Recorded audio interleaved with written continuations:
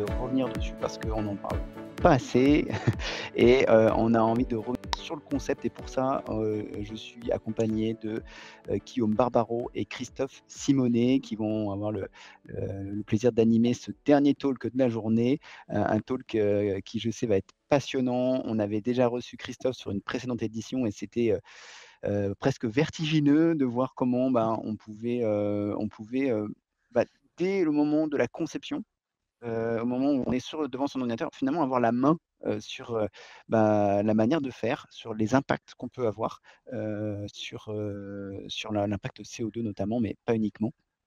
Je vous laisse la parole, Guillaume et Christophe. Merci pour cette présentation. Merci Florian. Merci Florian. Je vais commencer. Du coup, je vais quand même présenter Christophe, excuse-moi. Christophe, du coup, qui s'occupe de MakerSite. Et donc, le sujet aujourd'hui, c'est d'essayer de rassembler ces deux notions qui vont être éco-conception et intelligence artificielle.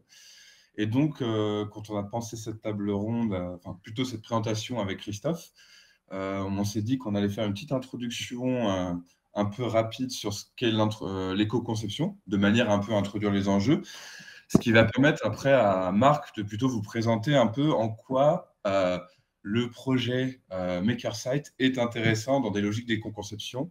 Et je laisserai Christophe vraiment dérouler un peu plus après et faire une démo un peu de toute la puissance de l'outil qu'il a pu développer dans des logiques d'éco-conception. Donc, ce que je vais commencer par faire, c'est vous partager un peu une petite introduction. On va faire ça comme ça. Hop. Hop. Est-ce que tout le monde m'entend bien? C'est bon? Impeccable, Guillaume, on t'entend et on Cinq. voit un partage d'écran qui Parfait. est en démarrage. Super. Bon, alors du coup, je vais faire une petite introduction rapide, c'est histoire que un peu tout le monde ait les mêmes bases, parce que peut-être dans les personnes qui nous écoutent, certains sont novices sur le sujet. Et l'idée, c'est vraiment de mettre les blocs d'enjeux autour de l'éco-conception pour bien comprendre après ce que va présenter Christophe autour de MakerSite. Rapidement, on en parle depuis les années 80, où c'était vraiment les premiers concepts, et on va dire que c'est au début des années 2000, voire 2010, qu'on a vraiment pris conscience et que c'est vraiment rentré dans une culture, on va dire, industrielle, objectif 2030, développement durable au niveau des engagements européens. C'est pour ça qu'aujourd'hui, il y a autant de préhension sur tout ce qui est sujet d'éco-conception et développement durable. Et c'est ce pourquoi on va voir après quel est le lien qui n'est pas forcément évident au premier abord entre éco-conception et IA et en quoi, par exemple, MakerSite peut être une solution très, très pertinente dans cette logique. Pour définir, dans l'éco-conception, il y a le mot conception, donc c'est vraiment une approche basée sur le développement durable qui va viser à minimiser nos impacts, prendre en considération et intégrer des logiques d'analyse pour pouvoir réduire des coûts et des enjeux au niveau des prises de décision. L'éco-conception, ça c'est une définition classique que vous allez pouvoir retrouver de manière un peu globale. Elle repose sur 3 piliers, ça va être les piliers environnementaux, sociaux et économiques. C'est-à-dire que c'est vraiment une triangulaire qu'on va vraiment retrouver dans les logiques de prise de décision quand on fait de l'éco-conception. Les principes, ça va être de réduire les ressources, nos impacts, prévenir et comment penser ces impacts dans nos logiques de conception. Alors, quand on parle de réduction d'impact, c'est vraiment orienté sur tout ce qui est logique environnementale, dans une logique et un contexte de ressources limitées et d'impact au niveau des pollutions. Vu qu'on parle de réduction d'impact, c'est intéressant d'en prendre en compte. Il y en a plein. Là, je vais présenter plutôt les principaux parce que, bien évidemment, on est dans un monde multicouche très complexe et donc, ce n'est pas évident forcément de prendre tous les impacts en considération. Donc, on va plutôt parler de famille. La première, celle qu'on entend souvent parler, c'est l'empreinte carbone qui va servir à mesurer les gaz à effet de serre, l'acronyme GES. Donc, on va évaluer leurs impacts sur le changement climatique. Le deuxième indicateur, ça va être la consommation énergie pour mesurer la quantité d'énergie, l'efficacité énergétique des projets dans lesquels on s'investit. La consommation hydraulique, eau, on va mesurer le cycle de vie et évaluer l'impact des ressources en eau dans la production et la conception. Enfin, un des impacts qui est de plus en plus présent, notamment aujourd'hui, on le voit sur des sujets comme deep sea mining et d'autres choses, ça va être la mesure des pollutions atmosphériques et l'impact sur la biodiversité, par exemple. Et enfin, le dernier gros enjeu qui est pris en considération des substances toxiques, notamment pour des questions d'évaluation de risque de santé et d'environnement. Très rapidement, on va présenter tous les outils qui peuvent nous servir, justement parce qu'on va présenter MakerSite. L'idée, c'est il y a ce fameuse analyse de cycle de vie qui est ce premier outil qui permet justement de rentrer dans cette logique d'éco-conception. Donc l'acronyme, c'est ACV, et on va rentrer dans ce qu'on appelle le PLM, donc le Product Life Management. Donc ça va nous servir à qualifier, identifier, analyser les différents éléments qui composent notre projet tout au long du cycle de conception. L'objectif de l'ACV, donc il faut bien comprendre que c'est un outil qui va permettre d'orienter les prises de décision de la partie sélection de matières premières, de la fabrication, le transport et jusqu'à la fin de vie. On va pouvoir utiliser des data comme le carbone pour quantifier et réduire par exemple ses émissions. On va pouvoir analyser un peu aussi tout ce qui est consommation des ressources pour identifier par exemple des gisements et peut-être prioriser certaines prises de décision. On va pouvoir avoir des overviews sur certains risques environnementaux. Ça va nous permettre d'être flexible et de réagir par rapport à des prises de décision, des normes peut-être qui sont changeantes, notamment dans des contextes politiques. Donc c'est pour ça que par exemple, on voit par exemple certaines substances qui sont autorisées, interdites en fonction des cadres politiques dans lesquels on met les normes. Et enfin, l'analyse de l'éco-efficacité, c'est-à-dire l'outil de la CV va permettre d'identifier des opportunités d'amélioration. Si on parle un peu de la méthode, c'est l'utilisation de l'outil ACV, c'est ce pourquoi après, je vais laisser la parole à Christophe pour parler de MakerSite. C'est comment on va pouvoir minimiser certaines consommations de ressources, comment on va pouvoir augmenter par exemple la durabilité. Et donc, je pense que la démo va pouvoir être intéressante sur ce que Christophe va nous présenter, sur cette logique de comment on prend une conception et comment on l'amène dans une logique aussi de fin de vie, de réemploi peut-être. Et donc, il y a cette logique qu'on connaît sous le terme d'économie circulaire, de circularité, qui va être aussi de pouvoir prendre part dans des logiques de décision et de conception à du réemploi, du recyclage, de la valorisation, ou tout simplement, l'enjeu principal de l'éco-conception, c'est réduire nos impacts. Et donc, d'un point de vue plus global, quand on parle de conception, il y a toujours une logique économique derrière qui va être comment on fait les choix en termes de choix de matériaux, de fournisseurs, comment on peut réfléchir sur une gestion des déchets et donc comment on peut englober un projet de conception dans une logique de cycle économique. Et je vais m'arrêter là pour cette introduction et je vais poser du coup maintenant à Christophe plutôt de présenter un peu le projet MakerSite, ta solution et comment justement ce qui est intéressant, et ce que je trouve que pertinent par rapport à quand tu nous l'as présenté, c'est comment l'IA peut être un atout et un outil intéressant dans cette logique d'éco-conception. Et je te laisse nous présenter un peu tout ça. Je te remercie Guillaume pour cette belle introduction. Donc, je suis vraiment heureux encore d'être là. Donc, j'ai déjà présenté donc en 2023 et je reviens avec plaisir avec les équipes pour pouvoir présenter donc MakerSite. Pour rebondir un petit peu ce que tu disais tout à l'heure, excusez-moi, j'ai mon fils qui, je ne peux pas, Lucas, je suis vraiment désolé, excusez-moi. Voilà, pour rebondir un petit peu, le but de MakerSite, voilà, c'est vraiment cette analyse multicritère dès le début de la conception de vos produits, que ce soit la durabilité, que ce soit la consommation d'eau, que ce soit tous les impacts d'un ACV, que ce soit, attendez, je sais pas. Voilà, hop, voilà. Que ça soit tout ce qui est donc des substances restreintes, du type rose, riche, PFAS, que ça soit un aspect économique aussi, de pouvoir faire le trade-off entre la durabilité et les coûts. Souvent, les coûts, le durable est bien, mais si ça coûte une société 20% trop cher, le coût va malheureusement prendre le dessus sur cette partie-là. Donc, j'ai quelques slides à vous présenter et vraiment une approche de MakerSite avec une intégration avec l'écosystème déjà présent chez nos clients du type Fusion, du type Inventor par exemple. Donc, je vais vous montrer cela. Donc, ne bougez pas. Voilà, je vais présenter le on screen.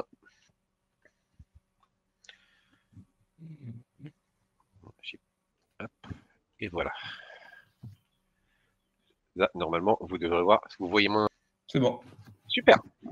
Alors, parlons un petit peu de MakerSite. MakerSite est une société donc, qui a été créée en 2018 par des vétérans de la durabilité. On grossit énormément et on sert des très très beaux clients que vous voyez. Donc, on travaille donc avec du Schneider, on travaille avec du Microsoft, on travaille avec du Barco. Le cas qui les rejoint, c'est qu'ils veulent vraiment utiliser cette approche d'ACV pour pouvoir concevoir des meilleurs produits. Comment on va pouvoir fournir des informations sur les 16 critères d'ACV qui vont directement descendre dans des cas de système, par exemple, du type d'Autodesk, dans des PLM, comme avait parlé Guillaume tout à l'heure. Voilà. Pour vous donner un petit peu la scalabilité, donc Microsoft, je vais vous donner un cas d'usage très concret dans quelques instants. Ils ont fait 8 millions d'ACV sur leurs composants totalement automatisés donc en 2024. Donc voilà, des très très beaux clients qui veulent vraiment pousser l'éco-conception, qui veulent faire des produits plus verts tout simplement, tout en sachant que 80% des émissions d'une société, surtout dans le domaine du manuf, va venir de leurs produits. Hein. Donc si vous taclez cette partie durabilité dès la conception des produits, vos émissions vont tout naturellement descendre. Petit exemple, Microsoft. Pour faire de l'éco-conception, il faut avoir de la meilleure data. Ok, donc il y a pas photo, il faut faire de la collecte des données en externe de vos fournisseurs pour pouvoir enrichir les data primaires. Et enrichir en fait la data pour pouvoir faire des substitutions de matériaux pour pouvoir justement faire décarboner. Donc Microsoft en 2019, ils utilisaient notre société et pour leur méthode de calcul, ils passaient sur 20% de data primaire. Donc les qualités de data en interne n'étaient vraiment pas super. En 2022, ils sont passés sur MakerSite et on les a aidés à faire de la récolte, justement, de données auprès de leurs fournisseurs pour pouvoir enrichir avec de la data primaire. Donc, directement, la qualité de data dans les CAD, la qualité de data dans des PLM, dans des ERP, etc., va augmenter. Donc, vous allez pouvoir prendre de meilleures décisions. Pour pouvoir comparer, par exemple, une pomme avec une pomme, il va falloir avoir de la bonne data. En 2023, ils sont passés à 70% et en 2025, ils sont à 85%. Donc, imaginez un petit peu pouvoir faire des substitutions de matériaux et d'avoir les bonnes datas pour vraiment faire cette approche d'éco-conception. Ce qui est très important à dire sur cette partie-là, c'est les gains. Donc, faire des ACV, ça prend du temps et c'est des experts qui font cela. Donc, on fait une réduction donc avec Microsoft, donc avec MakerSite. On a un IA. On va faire un training de l'IA basé sur les datas et on va faire du gap filling. Le gap filling, c'est quoi? Le gap filling, c'est pouvoir donner des datas aux éco-concepteurs basés sur, au départ, de la donnée secondaire et après de les remplacer par des données primaires.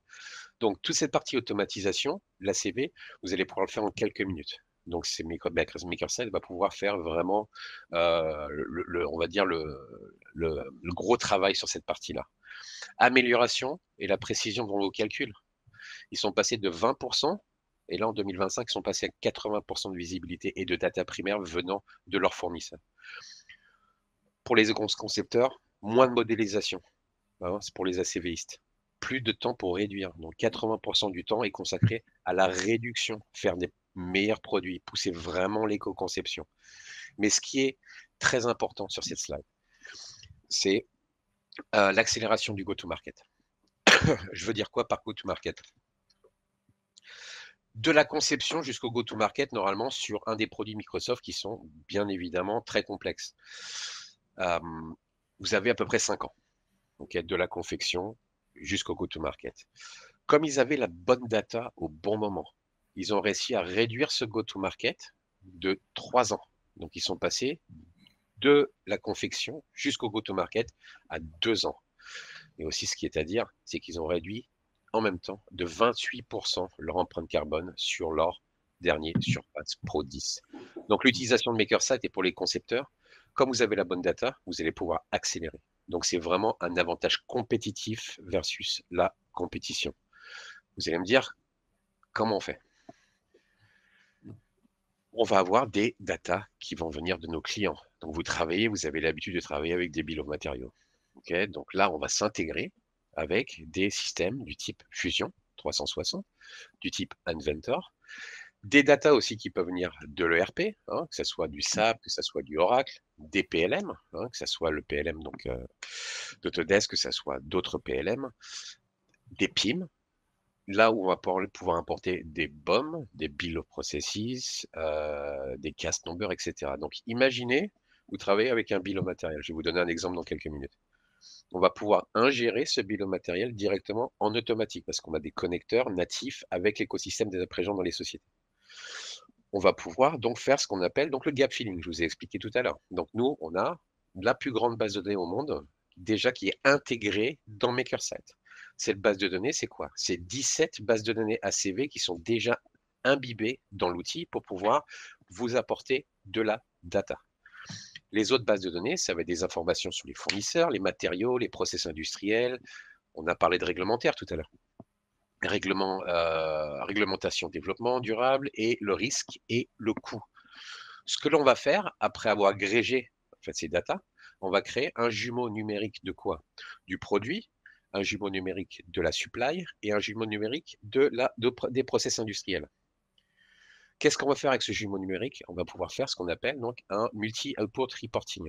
Donc basé sur quoi? Bien sûr, la durabilité. Imaginez pouvoir utiliser toutes ces données d'ACV directement lors de l'éco-conception, hein, que ce soit le carbone, l'eau, l'ozone, etc., basé sur les 16 impacts d'ACV, de pouvoir sortir un ACV automatisé, un produit carbone footprint, un scope 3, et bien sûr de pouvoir faire de l'éco-design. Sur la partie conformité, quand vous avez importé votre BOM, vous allez pouvoir voir si les matériaux qui sont utilisés sont conformes à RoHS, à REACH, à PFAS. On va couvrir à peu près 50 réglementations donc internationales. La partie coût, de pouvoir faire le trade-off entre la durabilité et les coûts. Comme j'avais dit, parfois la durabilité, ça coûte trop cher. Donc, c'est peut-être pas une option pour les sociétés aujourd'hui. Et la partie transparence aussi, pour pouvoir avoir plus de data cohérente lors de la confection de vos produits. Plus vous allez avoir de la data primaire, de la data qui vaut le coup, plus vous allez pouvoir avoir vraiment cette granularité lors de la confection de vos produits. Et concrètement, du coup, qu'est-ce que ça donne? Justement, est-ce que tu aurais un exemple pour nous montrer un peu comment MakerSite s'intègre dans Fusion? Oui, bien sûr. Tu aurais une démo à nous montrer parce qu'on sait qu'aujourd'hui, les ACV, c'est des outils compliqués. Et en quoi, par exemple, MakerSite se démarque et peut s'intégrer directement, par exemple, dans Fusion? Est-ce que tu as quelque chose à nous montrer là-dessus? J'ai bien sûr une présentation directement à vous faire. Ok, donc déjà, ça, c'est l'intégration avec Fusion. Donc, c'est un add-on qu'on a mis en place où c'est bidirectionnel entre MakerSite et l'écosystème déjà présent chez nos clients. Donc, ça peut très bien du Fusion, ça peut très bien du Inventor. Donc, vous me dites si vous pouvez entendre le son directement. Excusez-moi pour les non-anglophones, c'est en anglais. Donc, si vous avez des questions de traduction, n'hésitez pas à me demander. Et après, je vais passer et finir sur MakerSite. Super. Alors, c'est bon? Si est censé y avoir du son pensant sur la vidéo, on n'entend rien. Vous entendez pas? Non. Ah, c'est un problème. Alors, attendez, bougez pas. Ah.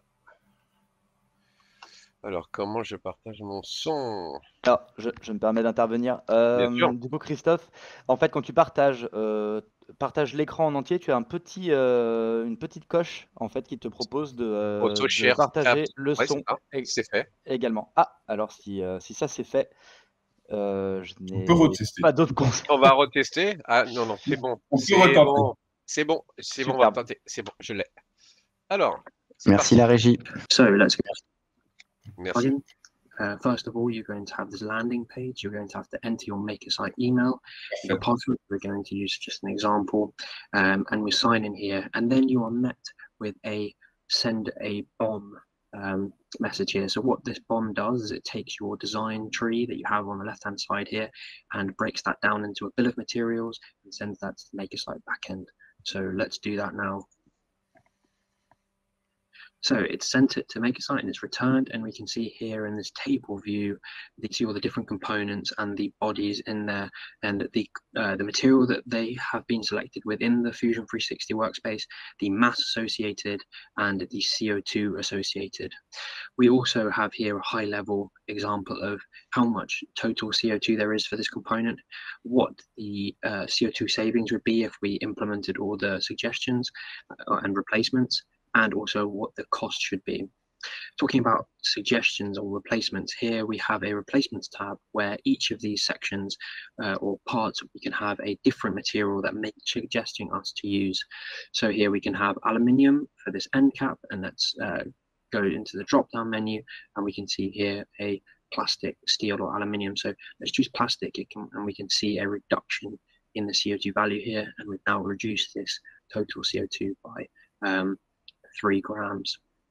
Great. So now let's move into the costing tab. So we can now see how much each of these components are predicted to cost to manufacture. So how much it should cost in total, and what that breakdown is in material cost and manufacturing cost. This is a great idea for you to see what is an expensive part to manufacture or to buy, and whether you can make some changes to that. Let's go back into the environmental calculation, and now let's move on from this table view to a more kind of visual view. So we have this heat map view as well, and what this does is it gives you an exploded view of your design, and then has a color associated to that component. And then here on the left, you have a visual of how much grams of CO2 there is in each of those sections. So here we can see that the main areas for improvement are that main bike pedal and that end cap that we spoke about earlier. And this is just to give you a more visual understanding of where you need to go and make some design changes. So let's do that. Let's take MakerSite's advice and let's focus on this large aluminium pedal and use that as our design iteration. Right, so let's close that, and now let's take this one iteration further. So we want to lightweight this component a bit more, get rid of some of that material that we don't need in this pedal. So we've iterated, we've done some lightweighting, we're getting closer to that Pembrey look, but we're not quite there yet. So let's see how this compares to the previous chunky version of this pedal. So let's go back into the MakerSite plugin. And now we can see that this hasn't updated, and that's because the old BOM is still stored. So now what we have to do is we have to send an updated BOM. You can see that's completed, and you can see that some of this have changed now. So we have less CO2 equivalent for the total, and that's due to that weight reduction. You can see a big change in this main body here that we've reduced. So we can see that this value that it's saying replacements, how much we could save, has reduced slightly because our overall embodied carbon has reduced. But we see that this has increased the cost, and that's because we're doing more manufacturing of the component. Great. So what we can do now is we can actually compare this to the previous version in C history. So we can see here we have the less chunky version versus the chunky version, and we can see how the difference in CO2 equivalent is there and the difference in cost.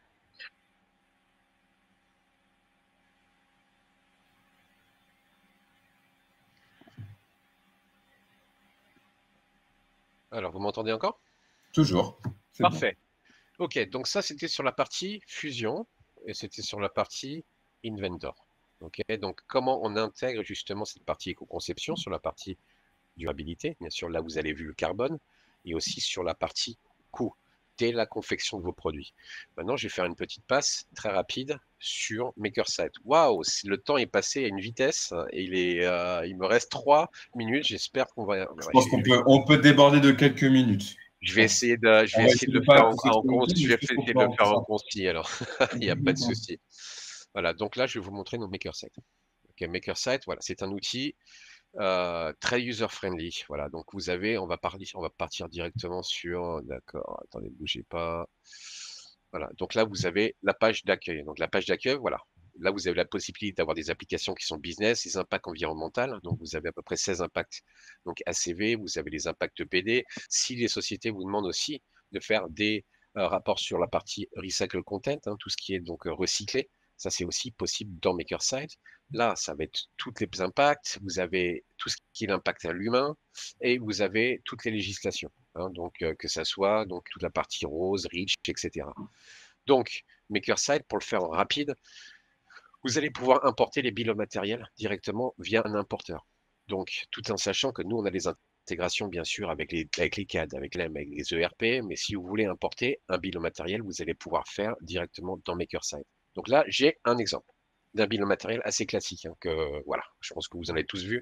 Vous avez donc des niveaux sur la gauche, donc de 1 à 4. Vous avez le part number, vous avez le nom, vous avez la masse, hein, qui va être bien sûr obligatoire dans le jargon de la CV.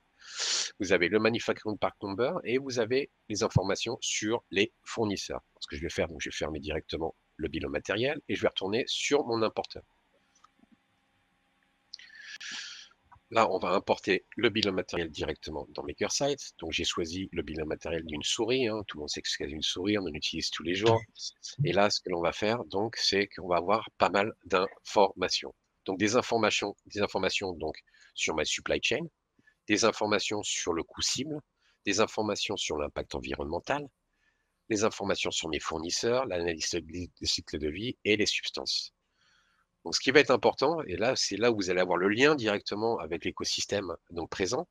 Donc là, vous avez donc ce qu'on appelle un flot de CO2.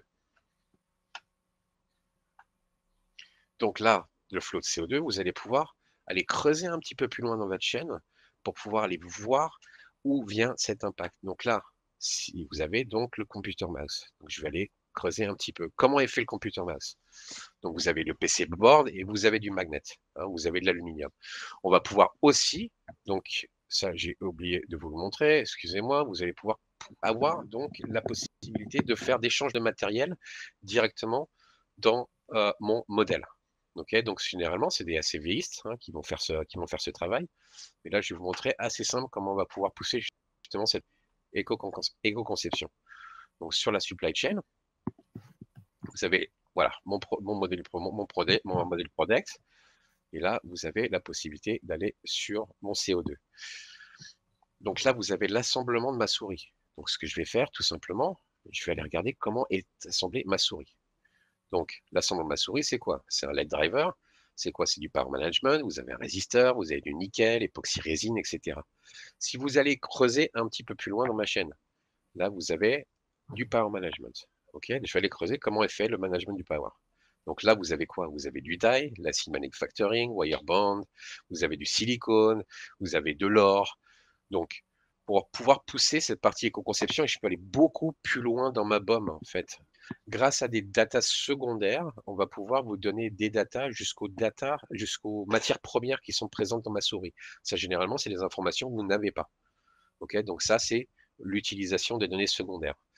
Là, pour faire de l'éco-conception, bon, on sait pourquoi il y a de l'or dans une souris.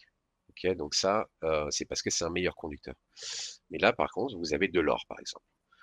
Avec MakerSite, vous allez pouvoir faire des substitutions et vous avez accès justement à ces 150 bases de données qui sont déjà présentes dans MakerSite. Donc, on va pouvoir faire des recommandations automatiques pour pouvoir descendre les empreintes carbone, l'empreinte d'eau, l'ozone, etc. Maintenant, ce que je vais faire, juste pour cet exercice, je vais remplacer l'or avec du cuivre. Donc là, vous avez une base de données, donc qui est EcoEvent. Je vais faire mon changement directement dans mon modèle. Et là, vous allez voir que j'ai descendu de 6,65% de réduction de carbone. On va pouvoir faire cette analyse sur de l'eau, par exemple. Là, on va regarder si c'est est-ce que c'est une bonne option sur la partie eau à 4,61. Est-ce que c'est une bonne option aussi sur la partie ozone? Et là, tout ce type de data que vous voyez maintenant, c'est les data qui vont s'intégrer directement avec l'écosystème présent chez nos clients. C'est-à-dire la valeur ajoutée, c'est que MakerSite, c'est un outil qui est fait pour les experts et les non-experts. Mais par contre, si vous avez l'habitude d'utiliser vos outils tous les jours, des CAD, des PLM, etc., vous n'avez pas besoin d'avoir accès à MakerSite. MakerSite va être un moteur de calcul qui va vous donner la data là où vous en avez besoin. Donc ça, c'est très important. Je peux faire des rapports aussi, on a parlé tout à l'heure de la veille réglementaire, sur la partie rose, REACH, etc. Là, j'ai toujours mon bill of matériel de l'assemblement de la souris. qu'est-ce que ça va donner justement sur la partie réglementaire? Donc là, vous avez le BOM que vous avez vu tout à l'heure, vous avez le part number, pareil, le MPN, et là, vous voyez que il vous manque de la data. Mais vous avez certains livres de votre BOM qui est non compliant. OK, non compliant à rose, à rich, et etc.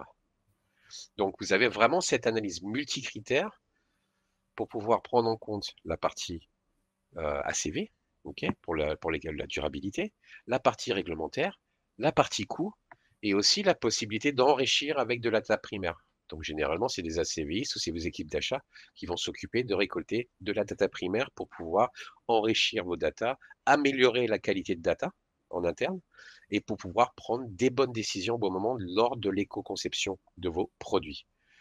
Généralement, une démonstration comme ça, j'en ai pour 1 heure. Donc, je vous l'ai faite en 5 minutes.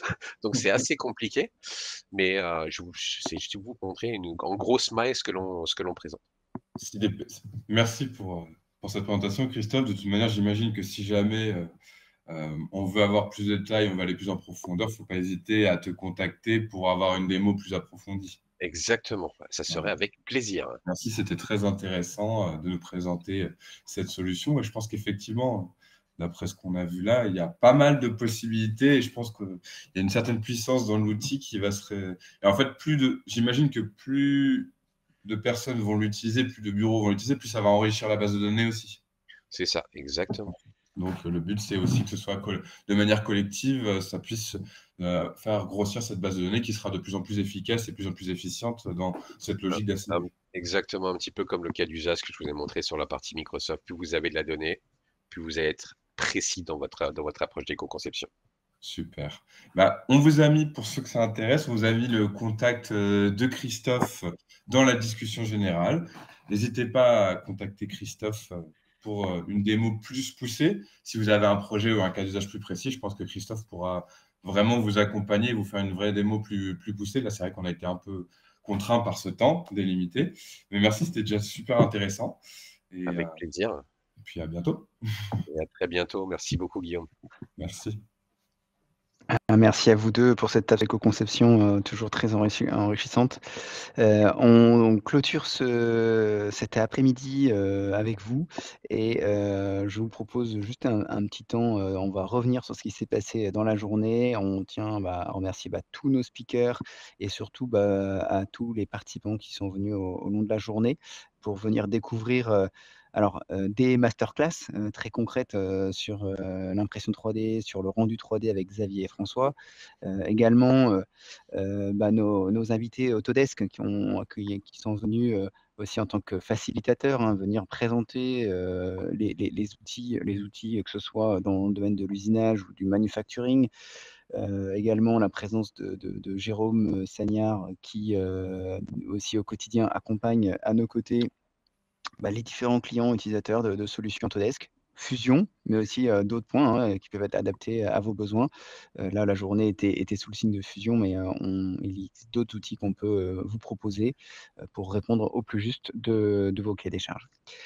J'en profite aussi pour remercier les challengers qui se sont prêtés au jeu des 24 heures Fusion, qui nous ont proposé des belles créations et qui repartent sur le podium avec des cadeaux et encore plein de belles choses à créer, puisqu'il y a encore des petits challenges complémentaires pour la fabrication dans des modèles des participants.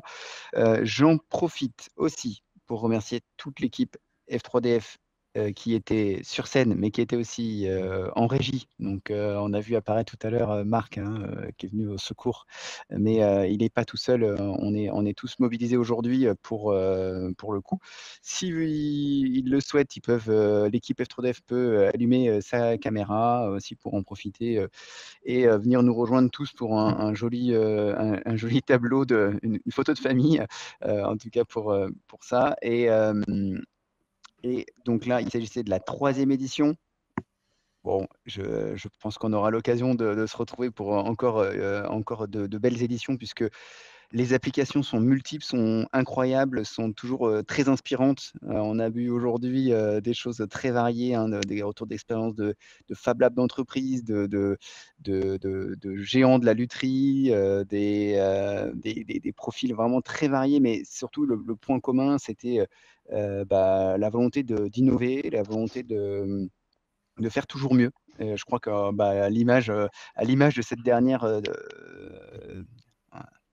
table ronde, ou en tout cas échange, c'est de faire de manière plus intelligente, de manière toujours plus réfléchie. Et ça, je pense que c'était vraiment le leitmotiv de l'ensemble de nos invités. Je vous propose de garder toujours un temps quand même d'échange. On reste là, on reste connecté jusqu'à 18h. Donc, vous pouvez poser vos questions. On va repasser en mode networking. Je vais laisser un petit mot et laisser le micro à ceux qui souhaitent partager. Benjamin, peut-être. Merci Florian, mais je pense que tu as vraiment tout dit, hein, donc c'était vraiment un grand merci à tous ceux qui ont participé à l'organisation de cet événement, notamment à Marc, qui a été vraiment super tout au long, aussi bien avant l'événement que pendant. Donc un grand merci à toute l'équipe F3DF, aux partenaires, Autodesk, etc. Je ne vais pas tous les citer maintenant, mais je crois que tu as tout dit, hein, Florian, donc encore merci.